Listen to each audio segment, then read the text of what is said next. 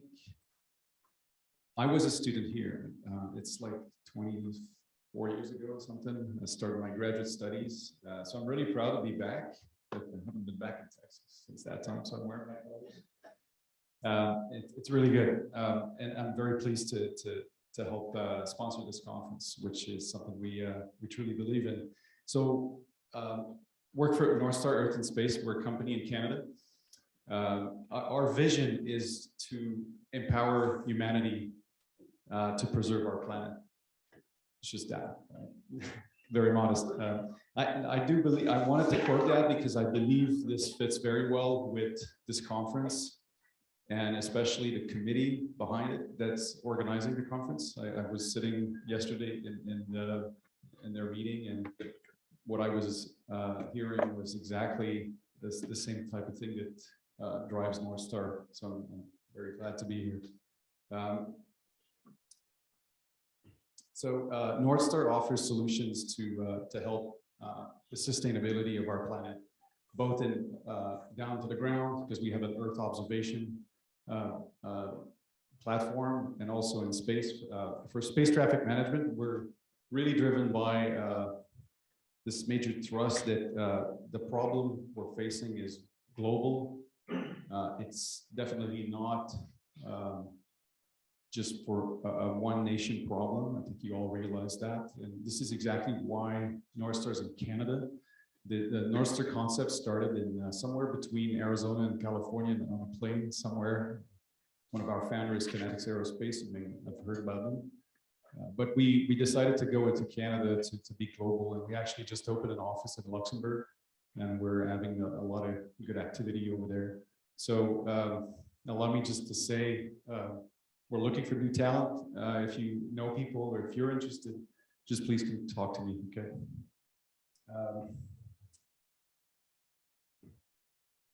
So starting next year, Northstar will begin the deployment of its space-based constellation. So we want to deploy optical payload to monitor space traffic. It's very exciting. It will bring us a lot of good capability in a way to complement what exists today. In our opinion, in order to go beyond what we can do right now and fill gaps, this is where we need to go. This is what Kevin was alluding to yesterday, I think in his keynote as well.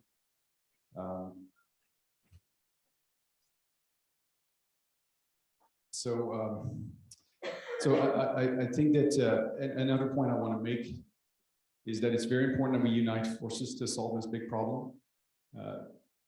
I'm hearing very similar message from this crowd, especially our co-sponsors. It's really good to hear, and I know that our guest speaker, Danielle, shares that thought too. And I really look forward to a speech. It's going to be discussing with her yesterday. It's going to be very inspirational. So let me introduce Danielle. Danielle is a assistant professor in media, art, and science at MIT. She also serves as the MIT faculty lead for African and African diaspora studies. Within the Media Lab, Professor Wood leads the Space Enabled Research Group, which seeks to advance justice in Earth's complex system using design enabled by space. That's where I see synergy between what we do and what you want to promote, Danielle.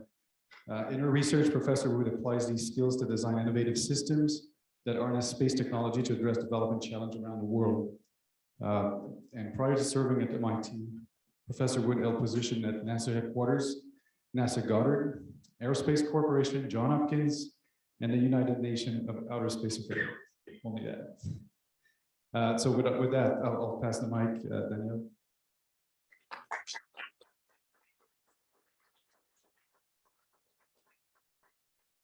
Thank you so much. It's a real pleasure to be with you today. Thank you to Marva and to all the organizers for inviting me to speak. Thanks to Ali, who's going to bring my wonderful visuals. I appreciate it. Today, I want to talk to you about leadership. You all, and many of those joining online and other collaborators we know around the world, we are the leaders who are going to envision and then create something that does not exist right now. An approach to connect information, programs, norms, and policies to safely and sustainably operate spacecraft and other objects operated by humans in orbit around the Earth and beyond the Earth orbit in areas around the moon, eventually in places throughout our solar system. Leadership is what we need to help us move from where we are today to the vision we have for the future. I'll just check, are we sharing the slides? I can add them. You can go ahead and share them to the full screen. Thank you. Leadership has 4 ideas. I'll explain something to you today. And we'll give 4 reflections on what it means to connect that leadership to our actions. For some of you, maybe it was a surprise to hear that one of my titles at MIT is that I serve as the faculty lead for African and African diaspora studies. I also, of course, have a background in aerospace engineering, technology policy, but today I hope to weave together some of my various backgrounds, both for this part of the talk, as well as for a few moments you'll see me back on stage later today, hosting some wonderful speakers. So today we'll explore leadership in 4 dimensions. The first idea I want to explore is imagination. It takes imagination to move from today's state of the world to create something that does not yet exist. Another angle we'll talk about today is repetition. This is a lesson I learned watching leaders, particularly when I worked at NASA headquarters. It turns out that one aspect of being a leader is saying the same thing over and over and over again until people finally hear. I know some folks in this room, you have important roles and you often are presenting publicly about your work in STM or situational awareness for objects in space, or the need to have policy integration across different domains. And you may feel like you're just repeating yourself over and over again. Please continue. We need you to do that. It's a core aspect of leadership. A third aspect we'll explore is reflection. And this is because the only thing we do know about the future is that it's going to be different than today, and that we have a lot of uncertainty that we have to prepare to deal with. I'll give a few examples of how my team applies systems thinking, particularly a framework we call systems architecture, in order to prepare ourselves for an uncertain future by imagining possible future outcomes and by having a strong view actually of the past. So leadership requires reflection to prepare for the fact that we know the future is uncertain. Leadership also requires celebration. And actually that's why I've asked you all to take this effort, you have another chance here, to organize some notes and to think for yourself, what are the good things that are happening? It could be things that you're doing or things you want to celebrate with your colleagues. If you haven't already, please pull out your phone, use this QR code, and let's celebrate some of the things that are going well, especially what are some of the things that are going well today in our pursuit of space sustainability that are really different than they were 5 years ago? Where are we seeing changes in the technology, in the cooperation, in the commercial models that are surprising us, things that we actually didn't know were possible a few years ago? So please, I'd love to see your thoughts if you haven't added already. We'll hear those reflections toward the end. All right, are you ready? We're gonna do 4 topics. We're gonna go back to imagination. This is what's required to create what we haven't seen before. And all the things we're talking about in this conference really are things that we have not yet seen. In fact, not only have we not seen them, in many ways we've seen the opposite. Many aspects of what we've seen in the ways that groups come together and kind of work through a combination of policy, government, and business activities don't necessarily contribute to a sustainable environmental and social and economic blend of balance. Instead, they often lead to exploitation, to pollution. If you look at the challenges in our oceans, our atmosphere, where there's ongoing waste streams, we know that humans have a habit of creating unsustainable behavior. And then, spending a long time negotiating and discussing and trying to address how to remediate it. And we have a chance now to ask, both for Earth orbit, but also for beyond, what will we imagine that has not yet been seen as a sustainable way for humans to impact the space environment?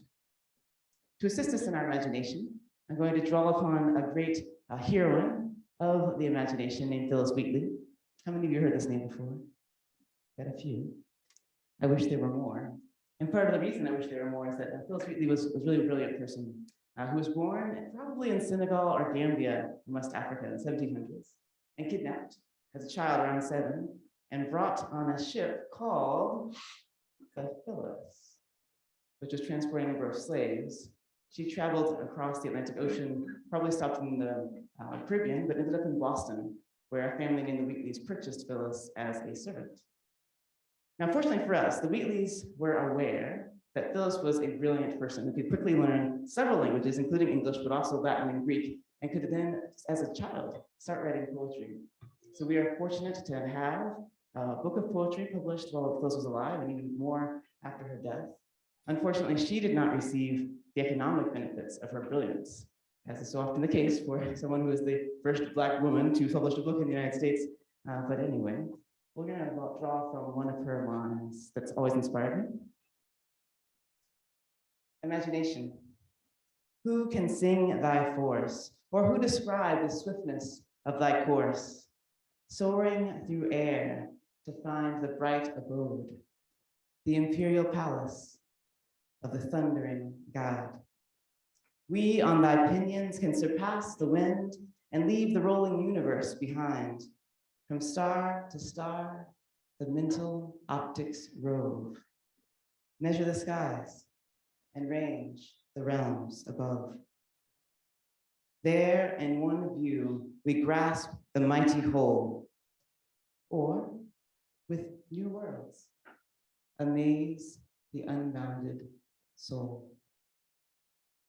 Now, this is just one section of the brilliant poem. You can read the whole thing if you go online. Unfortunately, we have the entire book, including the section that describes the moment where Phyllis Wheatley had to defend herself as the author of her own poem before the governor of Massachusetts and other esteemed gentlemen who signed off to prove that they indeed attested her and believed that she wrote this book of poetry. Now, one reason why I am so thankful to have access to Phyllis Wheatley's poems is that my heritage includes many people who were enslaved. Now, some of them I know. My great-grandfather was born in 1861 in North Carolina, and I know exactly where he lived. There's a whole town named after his family. Others I'm just starting to learn about, and I want to just give you an example. This document is from 1863. A family by the name of Luckadoo had transferred the property of a father who died to his son. And this is a list of some of the property that was transferred. Perhaps you can see it says there's several books, including one called History of All Nations. There's also a few people, one of whom is a boy, actually a man, but of course the term would have been used for boy, a boy named Sam, who was valued at the time at $1,800. That's a lot of money in 1863. Through a lot of research, also done by my husband, Jonathan, I have to give him credit, we've learned that Sam's one of my direct ancestors, and we can trace back the generations between myself and Sam. And as I've gone back and seeing my family living in North Carolina, South Carolina, and Georgia, I wish so much that I could have Sam's thoughts, Sam's poetry, whatever he was thinking about. I don't. But that's why I cling to others that we can learn from. And why does this matter? Because people like Sam and Phyllis, they had powerful imaginations. Another example we can draw from is Harriet Jacobs. Has anyone heard of Harriet Jacobs? A few hands. Harriet is also someone who imagined. Imagine in this case freedom for herself and for her two children who were born enslaved and lived in North Carolina. I am so fortunate because Harriet Jacobs, the gravestone you see here, is actually in my neighborhood. I can bike for half an hour from my house to reach it in the cemetery near Harvard University. Now, Harriet Jacobs escaped from slavery in North Carolina by hiding in a closet for about 7 years. It was actually the attic of her grandmother's shed because she was so eager to imagine herself free. And there were no other ways to do it at the time, given that her master continued to look for her this entire 7 years. Eventually, she does escape. She's able to help her children, and she achieves freedom as well. And she ends up serving in places like DC and Boston and has a life beyond slavery. But the imagination required of her while being huddled in a very small space for 7 years is something that we can take inspiration from, even as things seem impossible, as things seem like we're not making any progress. Maybe you've heard of Ida Wells, who imagined a world without lynching, a world in which data, quantitative and qualitative, could be combined. Data that was hard to come by, data people didn't want to share sometimes. That sounds familiar, right? But Ida believed that with journalism and with data and with charts and graphs and summaries of the number of lynchings in the South, she could fight a fight. She came to Boston. I'm so lucky to be able to say I was in a place where Ida has been. She gave an amazing speech called Lynch Law in all its phases and explained for those who hadn't heard that lynching was happening, even in places like Tennessee where she thought it wouldn't come. Just like Ida, we have to spend time communicating difficult truths to people that need to hear them. We have to present the data that's needed to prove those truths. We have to go forth and help them imagine a different world. We can also take inspiration from people like Zora Neale Hurston, who imagined a world where the stories of people who experienced the Atlantic slave trade, in this case, a colleague named Kuzula, who was kidnapped from Nigeria, brought from Benin to the US, and actually lived as a free person after the Civil War. Zora Neale Hurston in the 1900s was able to interview Kuzula and learn about his story and his life. We can also take inspiration from people like Ellen Johnson Sirleaf. Who's heard of Ellen? Maybe Nobel Prize winner, thank you. She imagined herself as the first woman president of any country in Africa. And not only that, somebody who had formerly been living as either a refugee or political prisoner in her own country, and was able to bring her country back out of amazing trauma and civil war, and is noted and recognized for that with the Nobel Prize. These people were able to see a world that was different than what they had been in, and some could even see a world that would not be possible at all in their lifetime. So I take a lot of imagination from Gene Roddenberry in general, but particularly from the performance. I'll give you the names, someone help me out. Now you know the character, right? This is Lieutenant Uhura, but I want to just appreciate Michelle Nichols, who's the original. Because of course I like Zoe, she's great. I like all the modern actresses, but we'll appreciate the original performer, Michelle Nichols, because not only was she fighting for representation of Black women, the first ever technical appearance of a Black woman on TV, and the first to kiss a white guy, we can add that too. She was also imagining a world where she could be paid fairly in comparable ways compared to the other people who were also on the cast, which she did not achieve, but she continued to strive despite that. I take a bit of inspiration from this every year. So if you catch me around Halloween, you might see me just enjoying a little reference to the Lieutenant Uhura. Imagination is required to do our work. Sometimes we get help from sensors.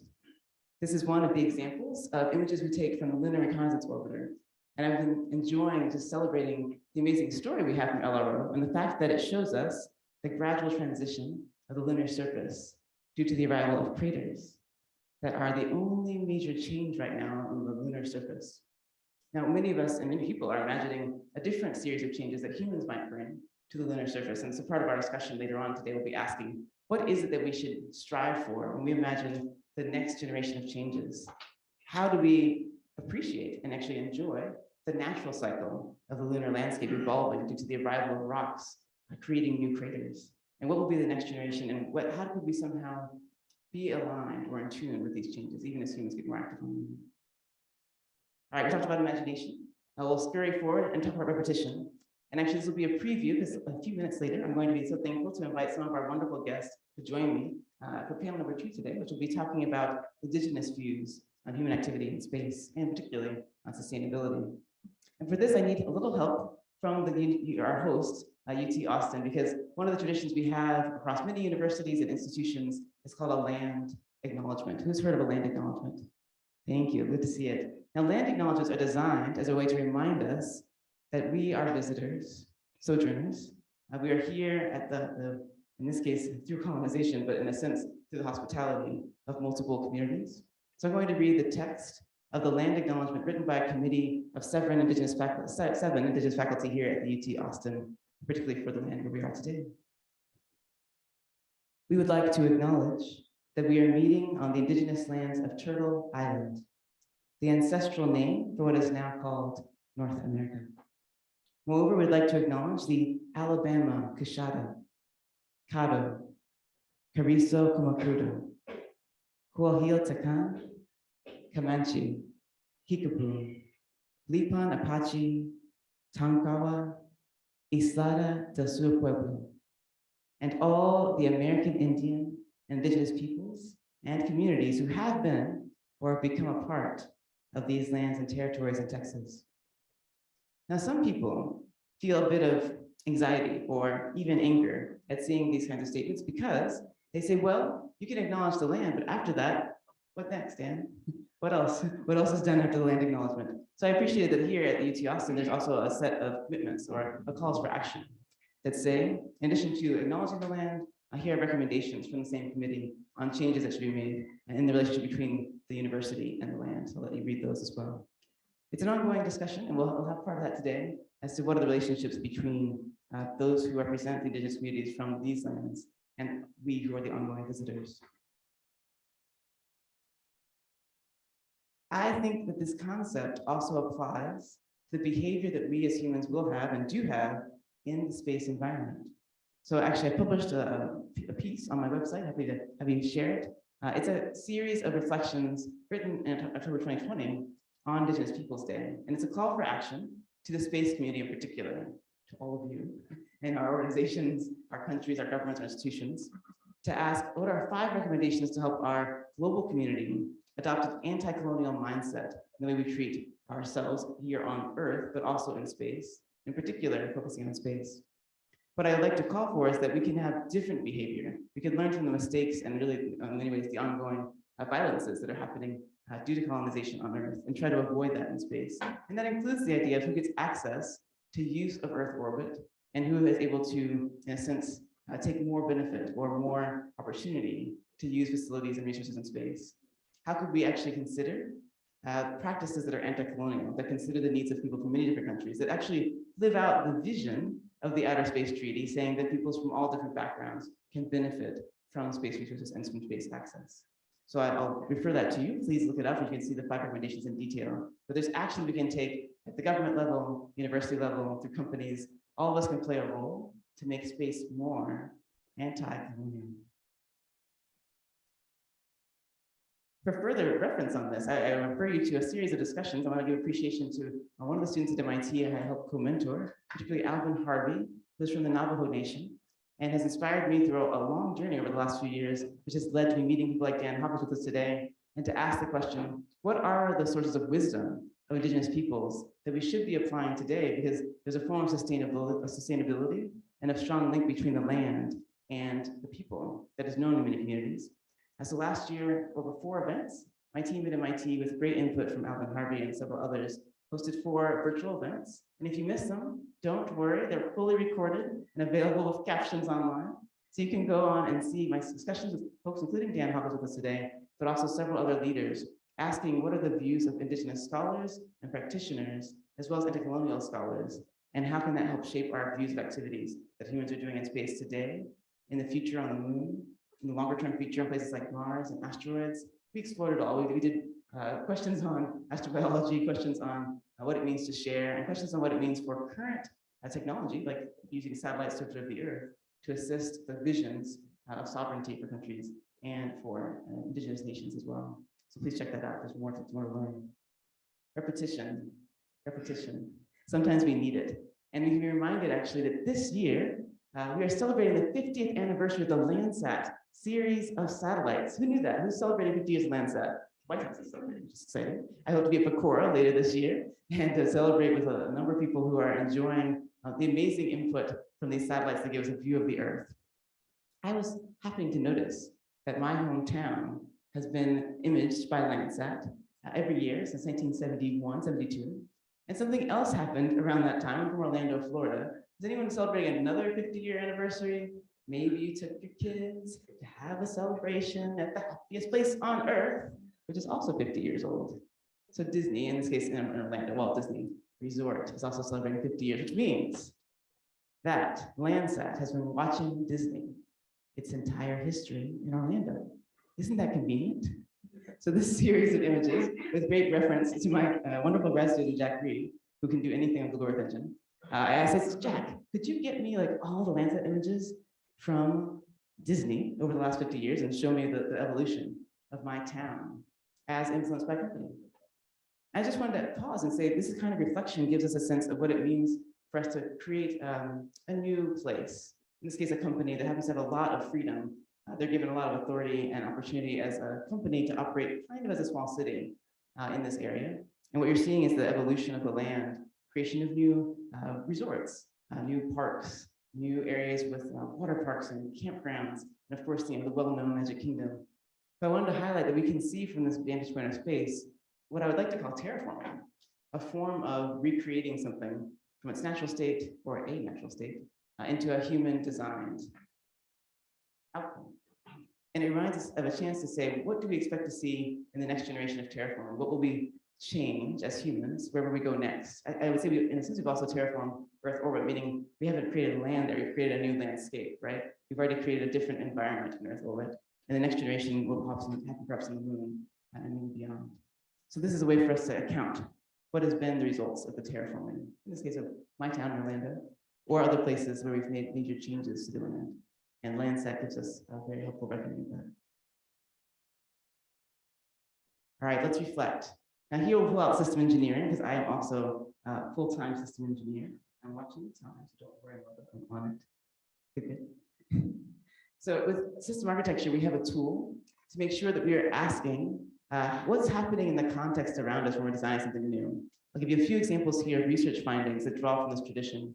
System engineers are often trained to ask what's happening in our context. What are the stakeholder concerns we want to consider when designing a new system? As well, what are the objectives in a new system? What are the functions, the forms, what are the metrics we'll use? This is classic system engineering, but adapted to be a combination of social science-based research as well as quantitative analysis. In order for us as a community to design our future STM systems, we're going to need basically this kind of thinking. But of course, it'll happen across companies, across universities, across different governments, and then somehow also combine across those communities. So let's give you a few examples of how we've been applying this in my team at Space Enabled in several different areas. One area has been the question of how do we design current systems to support using space technology, the needs of communities around the world. I was so thankful after 2 years of not traveling to travel back to West Africa, where I have to note, this dress was made. This is a lovely piece that I took from Nanowax, an amazing seamstress team in Benin, in the city of Cotonou. And when I go there, besides shopping for clothes, I also work with local companies and government teams to ask how we can use data from satellites, sometimes free data, sometimes commercial data, to monitor water resource management questions. In particular, I'm holding the water hyacinth, which is a really important but confusing plant. It's actually native to the Americas, related to the Amazon region. It shouldn't be in West Africa, or China, or India, or Florida, but actually it's in all those places. It's actually in 5 continents. It grows very fast and often outgrows local plants. So we're working with a local team to develop a satellite and airborne and in-situ platform for data collection and ask how we can make an online tool to monitor these kinds of situations and help them with water management. This is why we need to make sure we continue to have access to operations in space to make sure we have data flowing for years to come for these teams. In another direction, some of you know I work in the past studying the behavior and the interests of countries in Africa, Latin America, Southeast Asia, Oceania, asking how are they interested in creating national space programs. The same tools I showed, system architecture, I've used to ask what have been the motivations, what have been the progress areas for countries around the world. I'm so happy to share, I'm about 10 years out from my early studies. So 10 years ago, I traveled to South Africa, to Kenya, later I went to Ghana, and I was able to interview people and find out what's happening in their country. Why are they starting domestic satellite programs?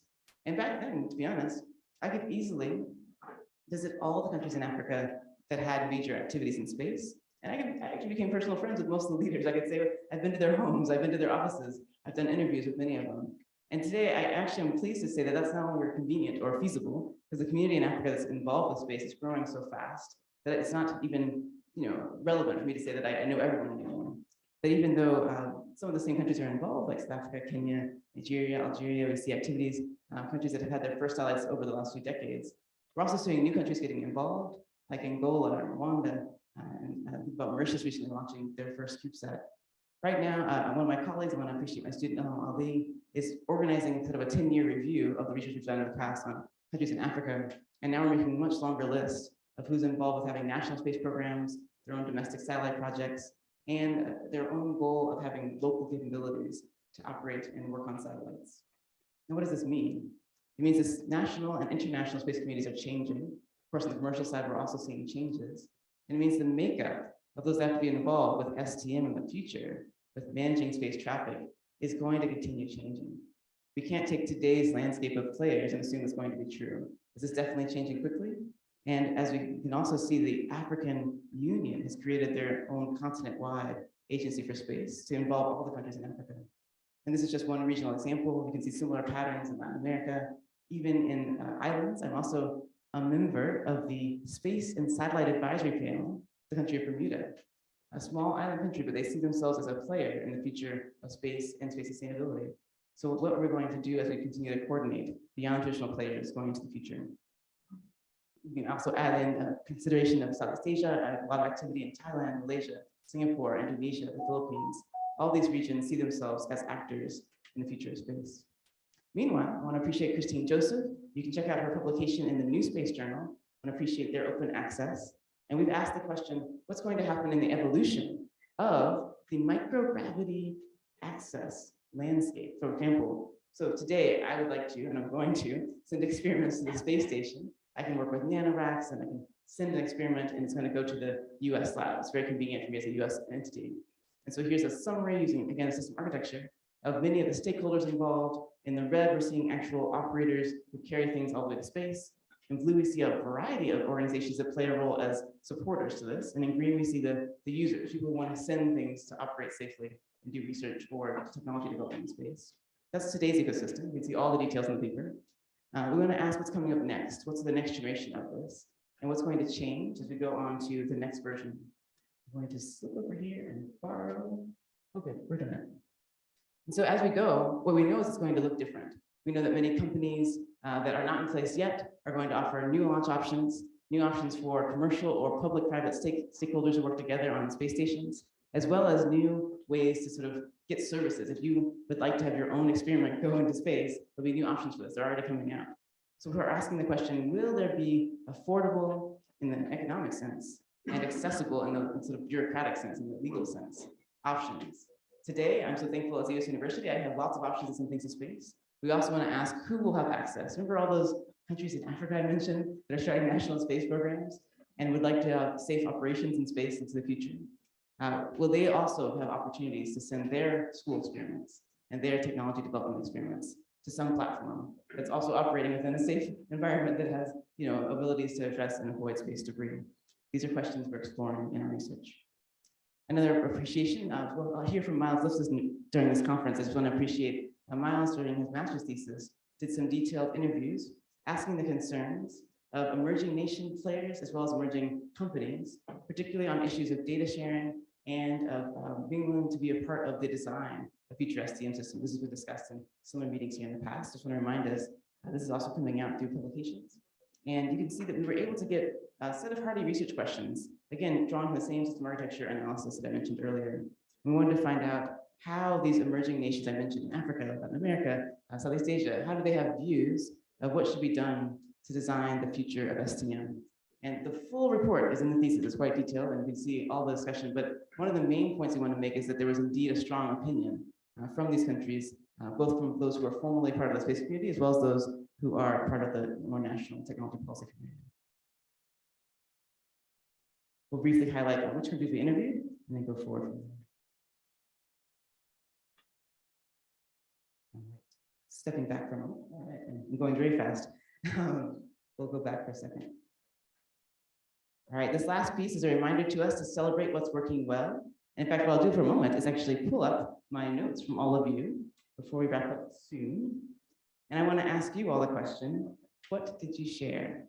What did you give me as examples of things? I have 27 responses, so thank you so much. Can I take 2 more minutes? Is that all right? All right, thank you. So I would like to find out what you all said is going well in our pursuit of the design of future STM. And I will give you some examples. I see one example of increased awareness. So hopefully you're highlighting that people in public, or at least in government and those who have policy roles, are more aware of the issue. I see industry participation to drive decision-making. I appreciate the shout to the space sustainability rating. I'll talk more about that later today. That was not me, somebody else put that. So for those who know, I'm on this design team and always happy to talk about how we're using the space sustainability rating as an incentive system to celebrate those who are making an effort to reduce space debris and collision risk. More on that soon. I see a discussion of robust standard development underway at ISO, the International Standards Organization, with heightened awareness.